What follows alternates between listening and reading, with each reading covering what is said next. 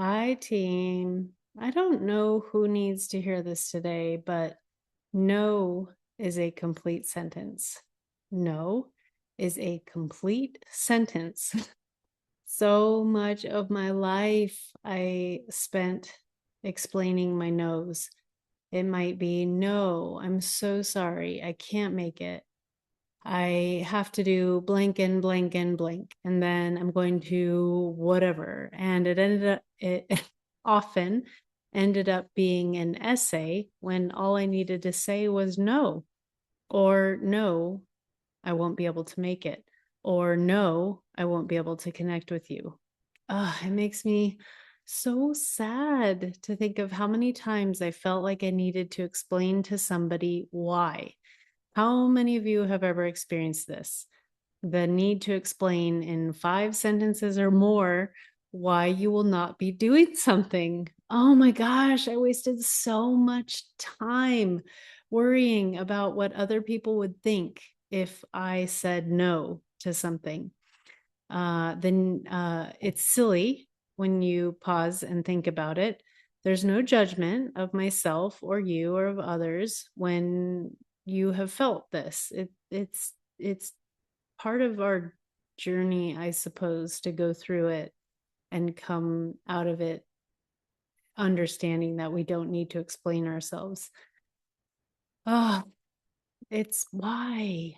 When did we learn that we had to explain ourselves or justify ourselves to anyone? Many, many years ago, I came across a book called Essentialism by Greg McKeown.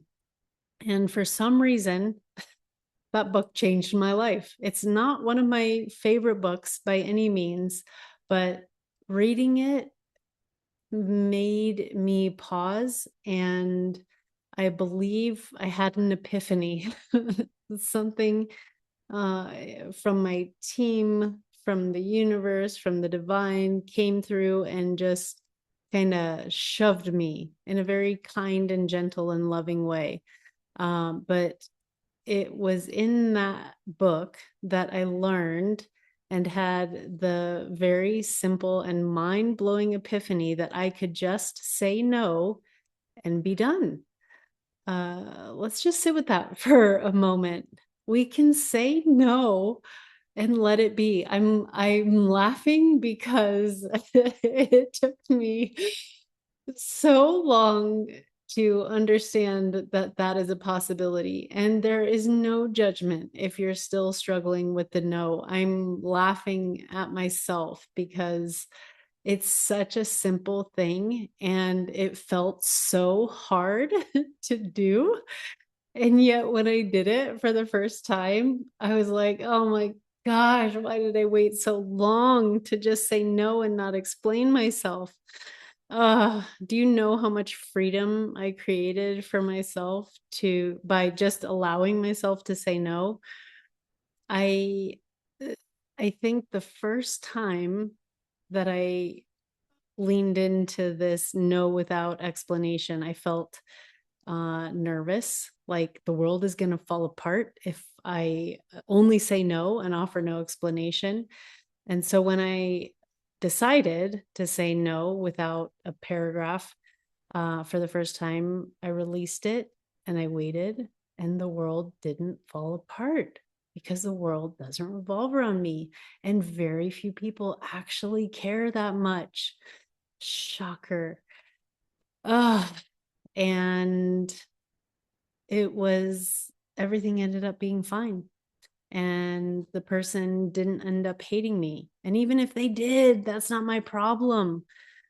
So from that one step toward no as a complete sentence, I gave myself so much freedom. It had been there the whole time.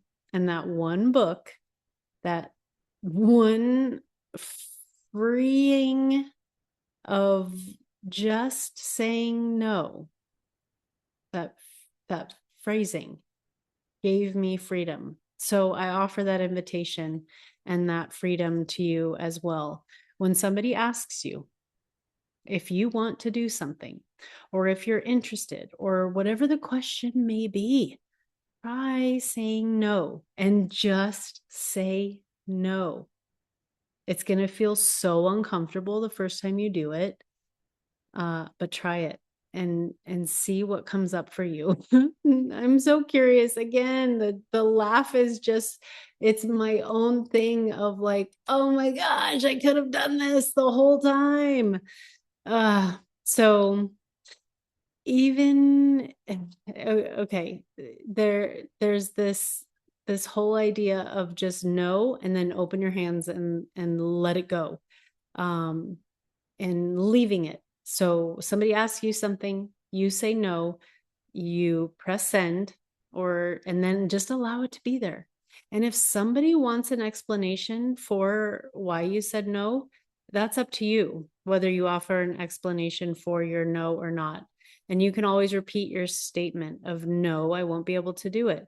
And if they continue, and this is the part where you can get curious and offer questions back to them, you can always repeat your statement of no, I won't be able to do it.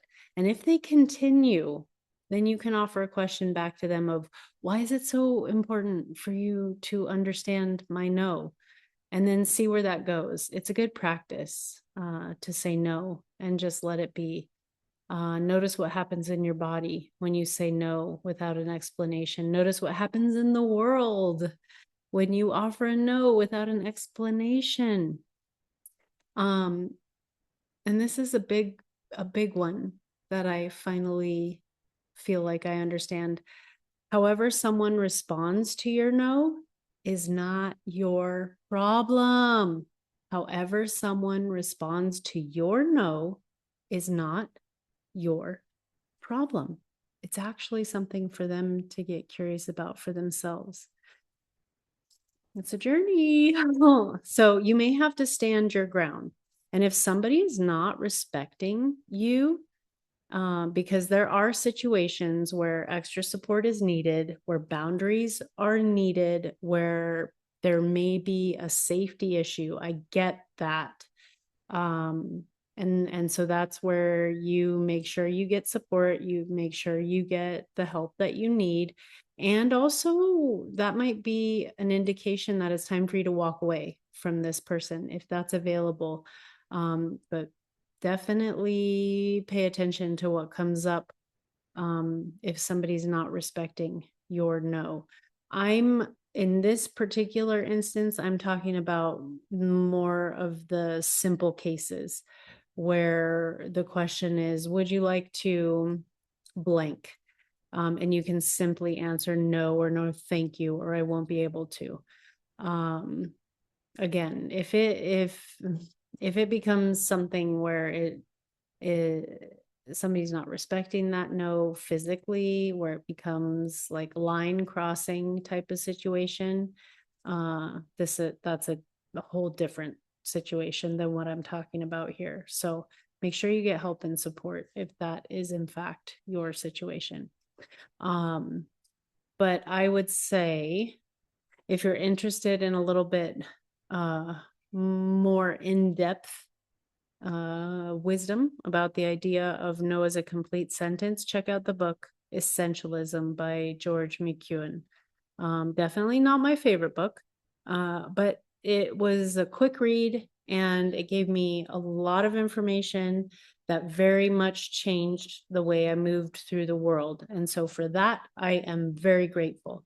It offered me freedom that I didn't know I was keeping myself from for so long.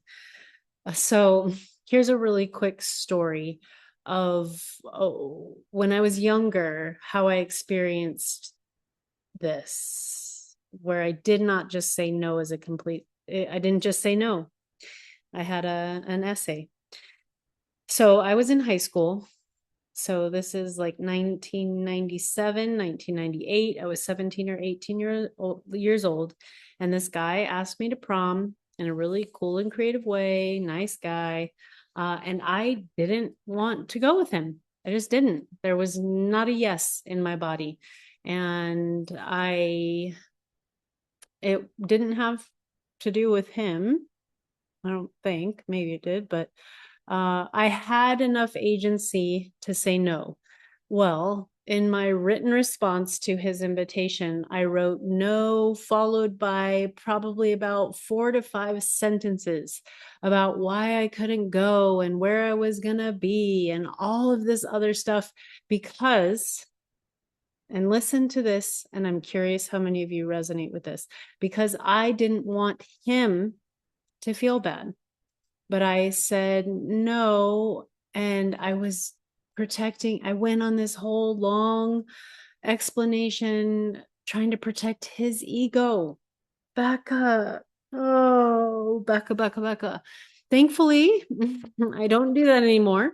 I'm not an ego protector most of the time, but I could have just said no and let it be. And oh my gosh, here's the thing that is interesting looking back. Um, when I said no to him, the things that his male friends and even some of my female friends said to me, that I was shocked at the time, and still I'm shocked. Still, 30 years later, I'm shocked by this. They called me B rhyming with itch. Multiple dudes called me that. So that says a lot about them. Whatever. Okay. Fragile ego much. And even my friends were like, oh my gosh, Becca, he's such a nice guy. Why can't you just go with him? True story. Okay. So, and I'm curious how many women in particular deal with this, having to deal with fragile egos instead of just saying, no, I don't want to go with you. That's it. I mean, that could have been it. Oh my goodness. So anyway, uh this is just a journey to go on if you're curious about it. And related to that time when I was 17 and 18 years old, it was not my problem and shouldn't be any of our problems how somebody responds to our no. I'm not here to make people comfortable. Neither are you. So to all the young people listening, no is a complete sentence. No is a complete sentence. And I hope you find so much freedom in that invitation, that offering, that awareness. Uh, I hope you can hear that. And even I'm gonna piggyback on to what I said earlier. This can be in the workplace, which gets a little bit more complicated, but and even friendships where maybe you say yes to everything. You're a rescuer, you are a helper that goes beyond helping to the detriment of yourself. I've been there. I've definitely lived that, so I'm speaking from experience. Just because you say no to helping someone does not make you a bad person. It means you are valuing your time, your energy. And it doesn't mean that you dislike another person. It doesn't mean there are so many things it doesn't mean. If you feel a no, listen to that and say it and understand the world will not crumble. The world will not fall apart. You will not lose friends if you say no. And if there are people that respond in a certain way to your no, maybe they're not your people. I understand this can get complicated in job situations, but it might be worth testing out. And if you say no in a job situation and that person in quote unquote authority has a problem with that, ooh wee, that's something to get curious about.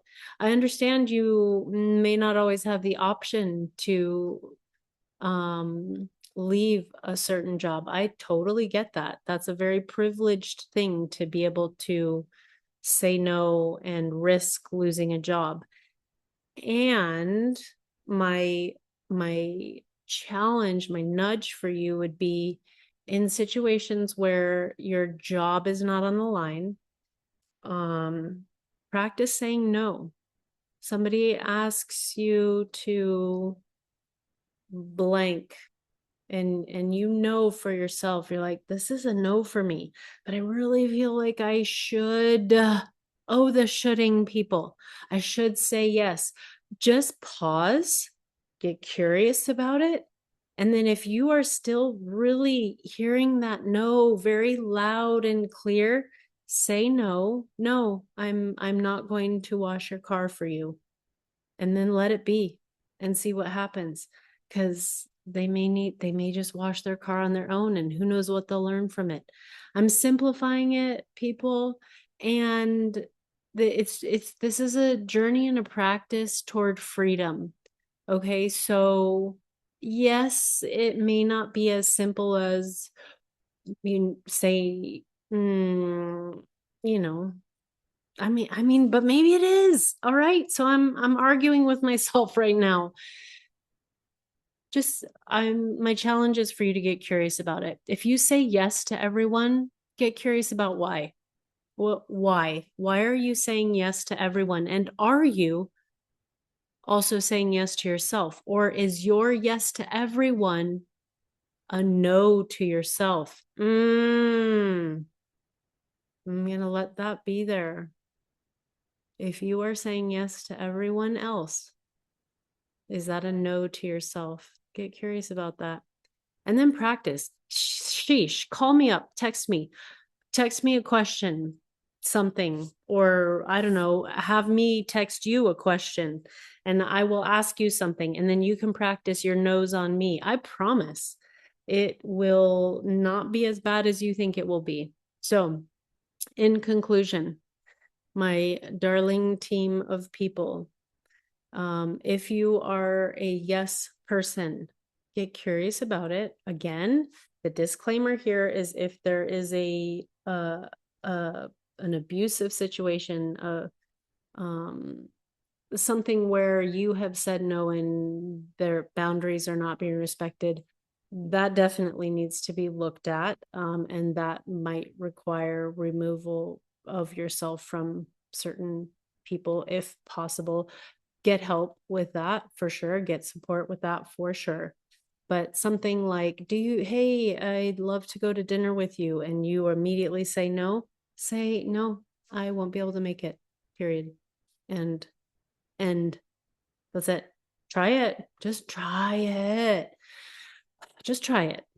Okay. No is a complete sentence. And I hope you find so much freedom in that invitation, that offering, that awareness. May your souls be nourished, team. I'm cheering for you. I'm curious. Let me know how it goes. Let me know if you have never just said no, period. I'm curious. The next time you say no, and that is your complete sentence, I would love to know how it goes. Okay. Cheering for you, team. Keep showing up. You are a big deal. You are a big deal. You got this. Thanks for joining me today. If you enjoyed this podcast, be sure to rate, review, and follow the show on Apple Podcasts or wherever you get your podcasts. Keep showing up, and remember, you are a big deal.